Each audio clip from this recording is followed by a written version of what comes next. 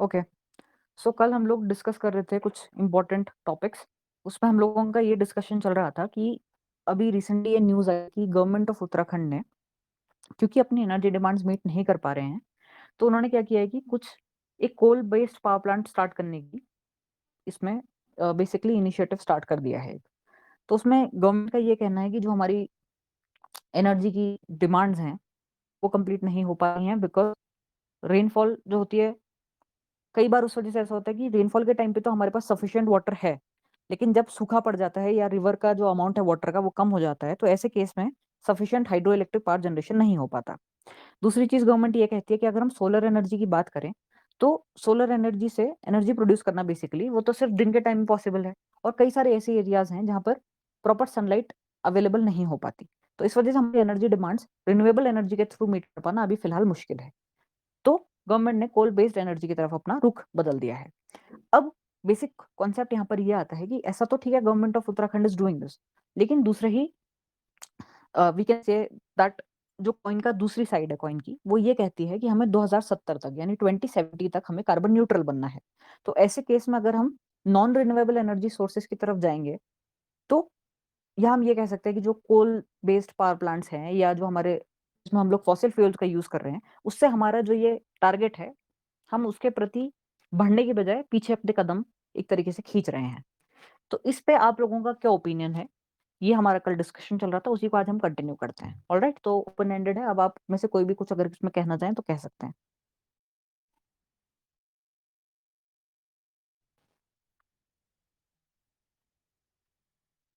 Anyone?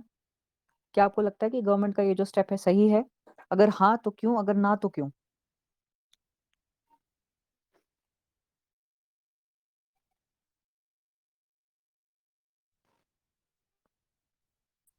Ma'am, I think it's a better option. सही है।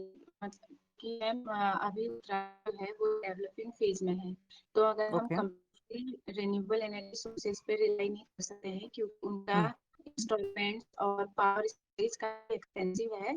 तो हम्म। अगर हम इससे बेटर ऑप्शन होगा कि अगर हम बैलेंस लेके चले कि जो हम्म। सोलर प्लांट्स या अन्य हाइड्रो इलेक्ट्रिक में एनवायरमेंट को देखते हुए भी एक सस्टेनेबल रूप में जो लोकल कम्युनिटी है उसको प्रॉपर इंसेंटिव देखिए, side by side renewable energy सकते हैं, लेकिन फॉरेस्ट फ्यूल्स को अवॉइड कर सकते हैं इस स्टेज में। क्योंकि मैं उससे जो कोल कंटेंट सप्लाई दे सकते हैं, लेकिन रिन्यूएबल है उनमें पावर स्टोरेज में काफी भी उतना रिसर्च नहीं हुआ है कि हम लॉन्ग टाइम के पावर स्टोरेज पे, और उसमें थोड़ी इनकंसिस्टेंसी आती है जनरेशन में।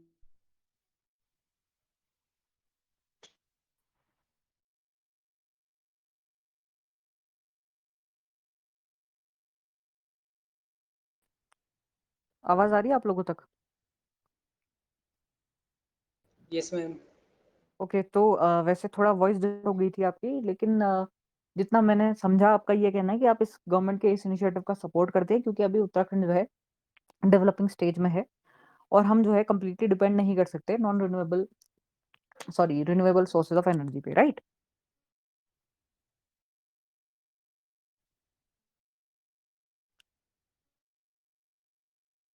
मेरी आवाज आ रही है आप लोगों तक? Yes ma'am. Okay, I think जो एस्पिरेंट थी शायद वो नहीं है अभी हमारे यहाँ पे, नेटवर्क का कुछ इशू होगा। अच्छा, और कोई अगर उसमें कुछ कहना चाहें?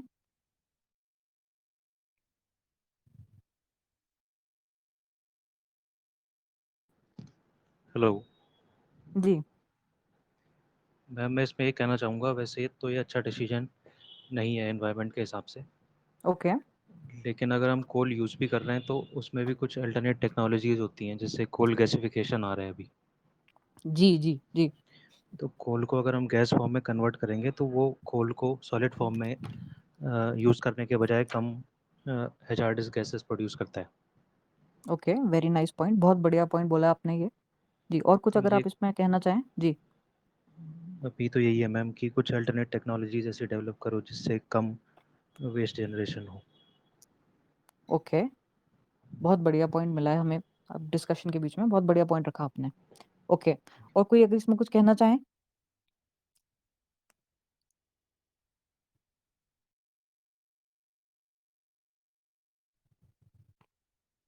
See this is what being a civil servant या बीइंग एन एस्पिरेंट, इस तरीके से सोचने की जरूरत है, क्योंकि देखो गवर्नमेंट ने तो ऑलरेडी इसमें स्टेप ले लिया है, ठीक है।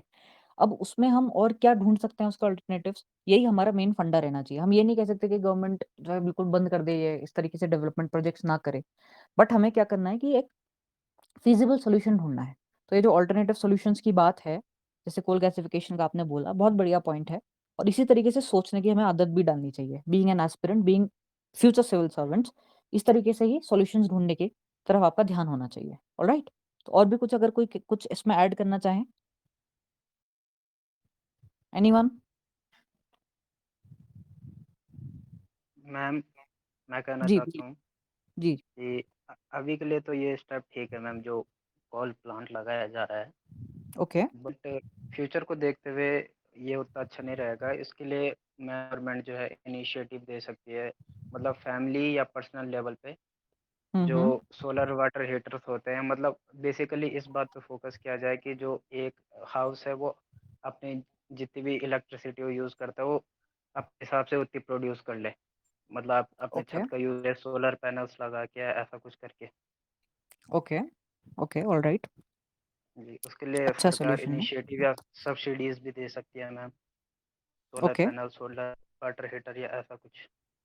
ओके ओके, तो आप बोल रहे हैं सब्सिडीज के बारे में बात कर रहे हैं कि गवर्नमेंट इस तरीके की सब्सिडीज दे करके ऑल्टरनेटिव सोर्सेज ऑफ एनर्जी को के यूटिलाइज करने को की तरफ ध्यान दे। All right. जी ओके। जी, अच्छा अच्छा पॉइंट है आपका भी काफी। इसमें और कोई अगर कुछ कहना चाहें? Ma'am I have a point ma'am. जी जी, बोलिए। मैम हम ऐसा भी कर सकते हैं कि गवर्नमेंट अगर ऐसे प्लांट्स कोल फायर प्लांट्स नहीं बनाती है तो उसको अपना ये नॉन रिन्यूएबल एनर्जी सोर्सेज को बढ़ाती है तो उसको कार्बन क्रेडिट्स जो हैं वो अपने ज़्यादा बढ़ाएगी और उन कार्बन क्रेडिट्स को सेल करके वो जो हम्म। अपना डेवलपमेंट है वो हम कर सकते हैं। Okay, this could be one point.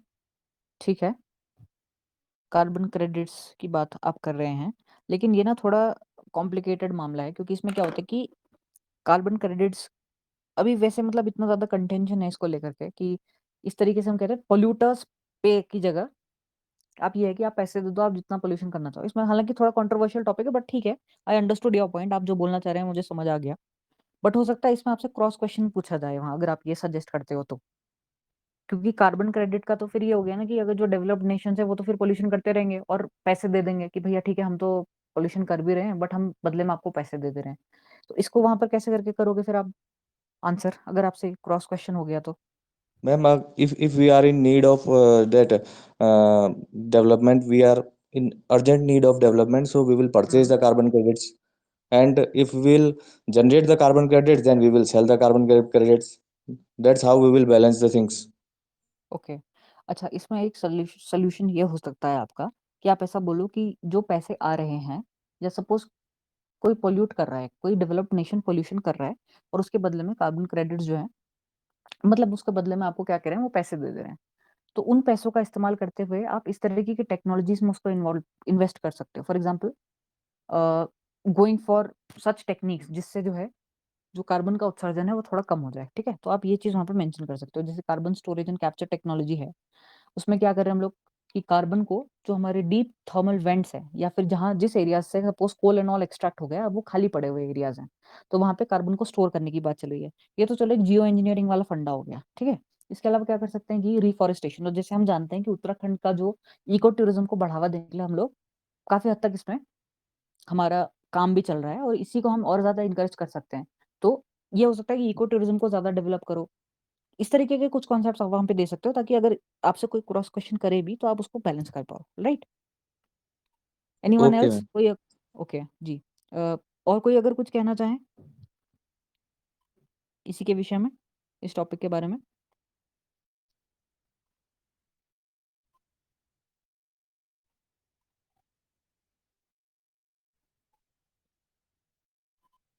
तो आई थिंक काफ़ी अच्छा डिस्कशन हो गया इसमें और ठीक है, बैलेंस्ड व्यूज़ थे सभी के। सभी का ये मानना है कि अभी फ़िलहाल ये स्टेप सही है, क्योंकि हमें अभी अपनी इमर्जेंट जो अभी हमारी लेटेस्ट नीड्स हैं, उनको ध्यान में रखते हुए ये सही स्टेप है। बट हाँ, हम फ्यूचर में इसको कोल गैसिफिकेशन की मदद से या और भी जो टेक्निक्स होती हैं, उनका यूज़ करते हुए या अपनी जो हमारी कैपेसिटी है, रिन्यूएबल सोर्सेज़ ऑफ एनर्जी के थ्रू एनर्जी जनरेशन की, उसको इंक्रीज़ करके इसका फाइनली सॉल्यूशन निकाल सकते हैं। ओके? अब मैम देखो एक भई पॉइंट और है जी।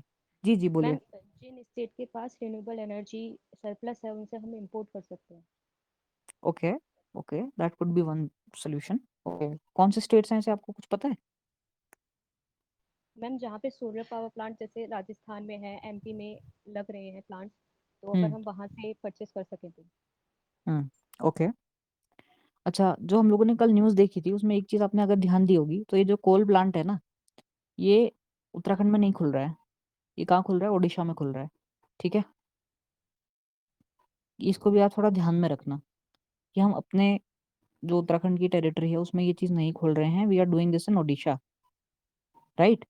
तो इसको भी थोड़ा ध्यान में रखना इस चीज़ को। लेकिन इसमें इसका मतलब ये नहीं है कि भैया सिर्फ़ ओडिशा को नुकसान होगा, क्योंकि एनवायरनमेंट तो ऑब्वियसली सबके लिए सेम ही है। ग्लोबल वार्मिंग होगी तो उसका इम्पैक्ट उत्तराखंड में भी उतना ही होगा जितना ओडिशा में होगा। तो ठीक है, अच्छा पॉइंट है कि अगर कहीं पर रिन्यूएबल एनर्जी का सरप्लस है तो उसको किया जाए। हाँ, इसमें ये भी हो सकता है कि जैसे भूटान के साथ हमारी हाइड्रो इलेक्ट्रिक पावर के प्रोजेक्ट में हमारा चल रहा है, ऐसे ही नेपाल के साथ भी कई सारे प्रोजेक्ट्स चल रहे हैं। तो वहाँ जो एनर्जी सरप्लस क्रिएट होता है, तो उसको हम लोग परचेज़ कर लें, ताकि जो इस तरीके की जो मल्टीपर्पज़ प्रोजेक्ट्स हैं, उनमें अगर कोई रुकावट भी आ रही है इसी वजह से कि इसको खरीदेगा कौन, तो उसका भी सॉल्यूशन मिल जाए। तो this is a good point, अच्छा पॉइंट है। सोच सकते हैं इसको। सिर्फ़ अदर स्टेट्स ही नहीं, अदर कंट्रीज़ की भी बात आप इसमें डाल सकते हो। चाहे नेपाल की बात कर लो, चाहे भूटान की बात कर लो। उस दिन हम लोगों ने बात करी थी कि जो सोलर सौर स्वरोज़गार योजना के तहत क्या था कि एक तो गवर्नमेंट सब्सिडी प्रोवाइड कर रही थी और दूसरा जो एनर्जी क्रिएट होगी, उसमें ये होगा कि जो जो हमारा उत्तराखंड का जो हमारा जो कंपनी है, उसको आई थिंक 70% ऐसा कुछ था कि स्टार्टिंग के कुछ टाइम में उनको वो परचेज़ करना होगा। तो इस तरीके की भी चीज़ें आप डाल सकते हो। तभी लोग इसमें जो है एनकरेज होंगे कि इस तरीके की non renewable sources of energy को यूज़ करने में। Nepal and Bhutan, right. Okay, कोई अगर कुछ मैम कहना चाहें? मैम अभी अभी जी। मेरे एक और आया। जी, जी, मैं बोलिए। ये कहना चाह रहा हूँ कि सपोज जैसे चिमनी वगैरह होती हैं तो कोल फायर पावर प्लांट्स में तो हमें कार्बन जो है कार्बन डंपिंग के नए मेथड्स का इस्तेमाल करना पड़ेगा। जैसे अदर कंट्रीज में हमने देखा है कि कार्बन को जो है वो अर्थ के अंदर ग्राउंडेड कर लेते हैं। पूरा कार्बन एमिट होता है लेकिन उसको कैप्चर कर लेते हैं जी, और उसके बाद उसको डीप ग्राउंड्स में जो है डंप कर देते हैं। तो इस जी, तरीके से जी। भी किया जा सकता है कि अगर हमारे एनवायरनमेंट में ज़्यादा हार्म ना हो। Right, right, right, very good point. तो ये भी देखो, ये अच्छा पॉइंट आया कि हम लोग जो है और कंट्रीज़ में अगर इस तरीके की कोई टेक्नोलॉजी यूज़ हो रही है, तो उसके साथ मेमोरेंडम ऑफ अंडरस्टैंडिंग साइन करके वहाँ की टेक्नोलॉजी यहाँ यूज़ कर सकते हैं। जिससे जो कार्बन का उत्सर्जन है या जो कार्बन रिलीज़ है, वो कुछ हद तक कंट्रोल हो पाए और ग्लोबल वार्मिंग को हम कंट्रोल कर पाएँ। अच्छा पॉइंट है, काफ़ी अच्छा पॉइंट है। ऑलराइट, और कोई अगर कुछ कहना चाहें?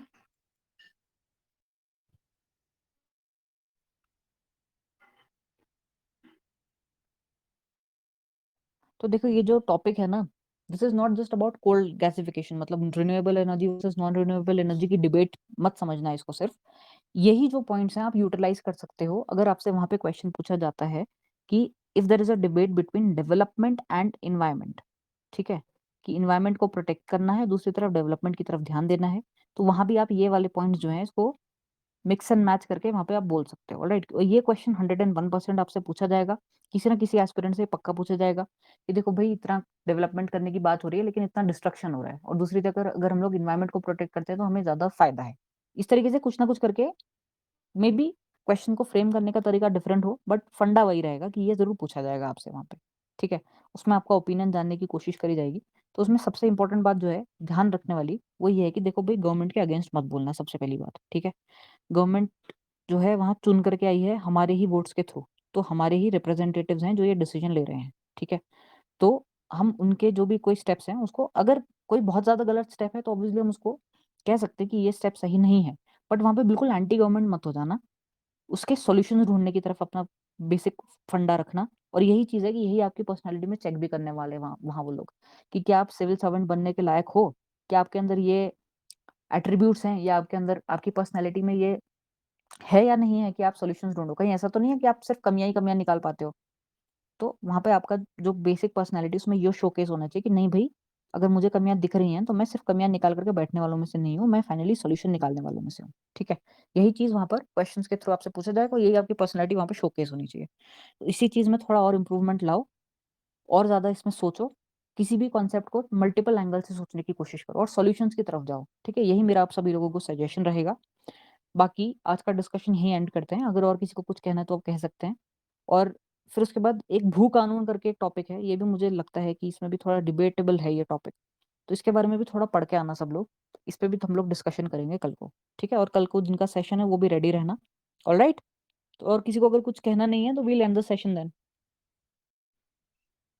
मैम एक कंपनसेटरी ट्रीज प्लांटिंग भी कर सकते हैं हम, जैसे कैंपा प्रोजेक्ट है, तो हम लोग राइट, एक राइट, तरफ से राइट। बैलेंस करने की कोशिश कर सकते हैं जितना हम कार्बन जो environmental carbon. Right, okay, very good point. Campa project की आप मेंशन कर सकते हो यहाँ पे एंड रिफॉरेस्टेशन की बात करी गई है, कंपेंसेटरी रिफॉरेस्टेशन। नाइस। और किसी को अगर कोई पॉइंट लगता है तो वो भी आप ऐड कर सकते हैं इसमें। देखो भई ये जो पॉइंट्स है ना, ये सिर्फ़ इस तरह से मत सोचो कि मेरे को इंटरव्यू में हेल्प हो जाएँगी। हो सकता है आने वाले टाइम में आरओ एआरओ की वैकेंसी आ जाए। वैसे तो कह रहे हैं कि कैलेंडर आने वाला है, पता नहीं कब तक आएगा। बट अगर आ गया और टाइम से एग्ज़ाम्स हो गए, तो आप सब लोग ऑब्वियसली उसको भी दोगे ही।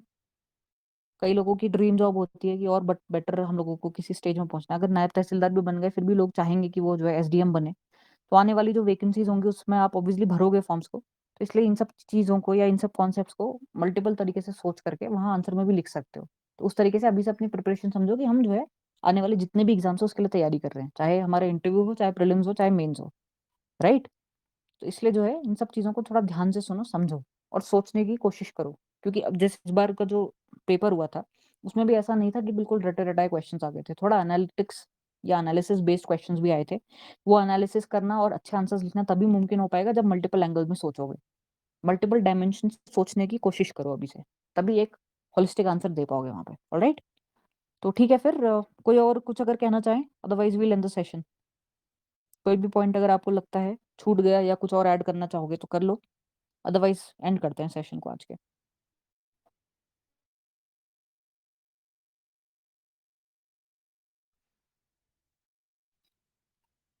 कोई भी कुछ कहना चाहें?